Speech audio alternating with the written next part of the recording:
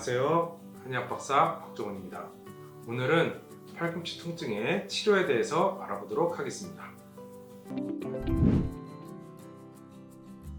그러면 팔꿈치 통증의 치료는 어떻게 하나요? 치료의 시작은 관절의 상태를 확인하고 쓰러져 있으면 추나요법으로 관절을 맞추는 것에서 시작합니다.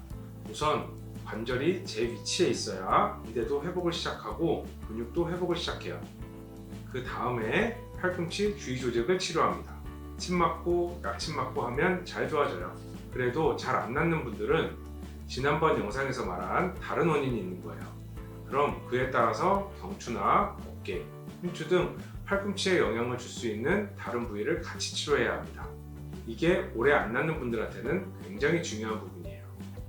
팔꿈치 통증이 있을 때 평소에 할 수 있는 게 있을까요? 팔꿈치 통증은 치료를 하면 다음에 올 때까지 염증이 생긴 곳의 자극을 최대한 줄이는 것이 중요해요. 근데 자극을 줄이는 게 팔꿈치는 참 어렵습니다.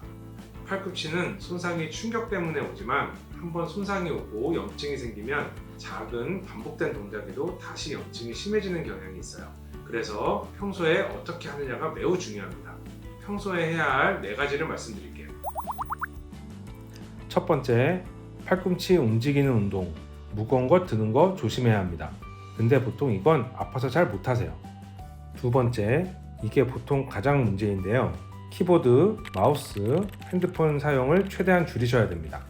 팔꿈치 염증이 생기는 안쪽, 바깥쪽 부위에는 손목, 손가락 등을 움직이는 근육이 붙어 있어요. 손목, 손가락 움직이는 거 많이 하면 염증이 다시 심해지는 경향이 있습니다. 보세요. 손목을 이렇게 위로 신전을 하면 여기 힘 들어가죠?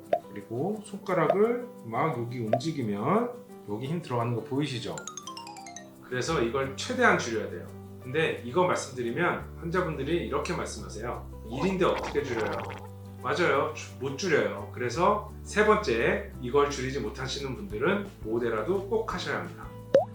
이런 보호대를 사서 팔꿈치 밑에 있는 근육을 조여야 돼요. 자, 보시면 꼭 이 제품이 아니어도 됩니다. 이런 식으로 작동만 하면 돼요. 그래서 이렇게 조여서 여기를 조여주시면 됩니다.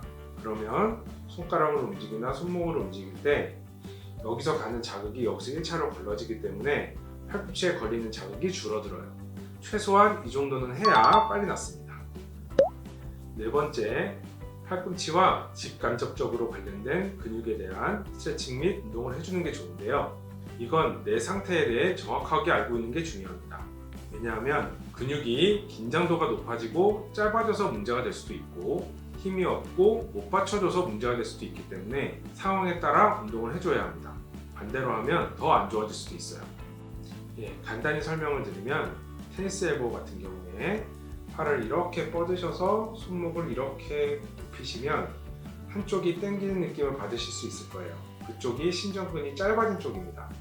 그러면 이걸 기억하시고 팔꿈치 통증이 있는 부위가 이 당기는 거랑 같은 부위면 이렇게 굽혀서 그 근육과 90도 되는 방향으로 이렇게 주물러 주시면 돼요. 그리고 이렇게 하신 다음에 이런 식으로 스트레칭을 해주시면 도움이 되고요. 반대로 당기는 건 이쪽이었는데 팔꿈치 통증은 여기 있다 할 경우에는 여기가 늘어져서 아픈 거기 때문에 그때는 이런 스트레칭을 하시면 오히려 더 안 좋아질 수 있고요. 팔을 이렇게 잡아주시고 살짝만 뒤로 움직이는 동작만 취하시는 거예요. 꺾으실 필요 없습니다. 잡아주셔야 되고요. 자기 힘이 한 20% 30% 정도만 힘을 주시면 여기에 힘이 들어가요.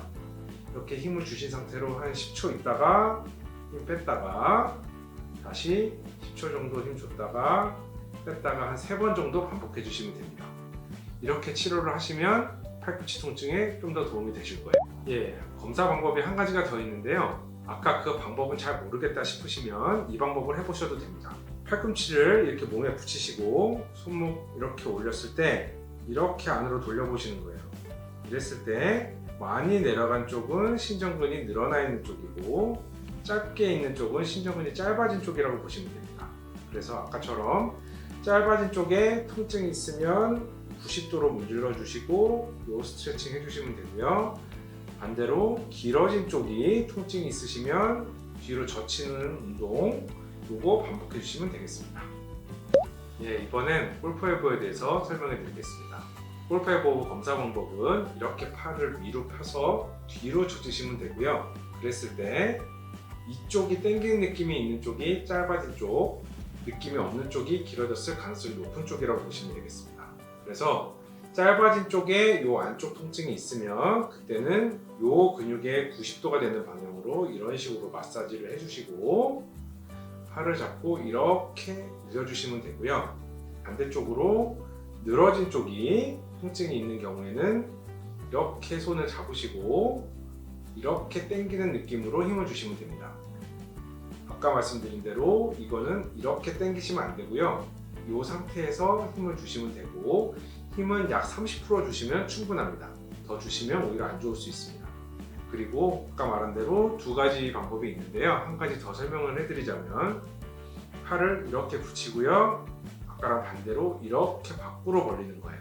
이렇게 벌렸을 때 많이 간 쪽이 늘어진 쪽이고 적게 가는 쪽이 짧아진 쪽입니다. 그래서 짧아진 쪽에 통증이 있으면 이렇게 문질러주고 이렇게 늘려주고 길어진 쪽에 통증이 있으면 이런 식으로 해서 당기면서 힘을 줘서 운동하는 거 3번 반복해 주시면 됩니다. 이제까지 팔꿈치 통증에 대해서 알아봤습니다. 팔꿈치 통증은 흔하지만 그 치료가 생각보다 오래 걸리는 경우가 많아요. 이번 영상에서 나온 거 잘 따라해 보시고 그렇게 따라해도 통증이 없어지지 않으면 꼭 내원하셔서 치료 받아보시기 바랍니다. 시청해 주셔서 감사합니다.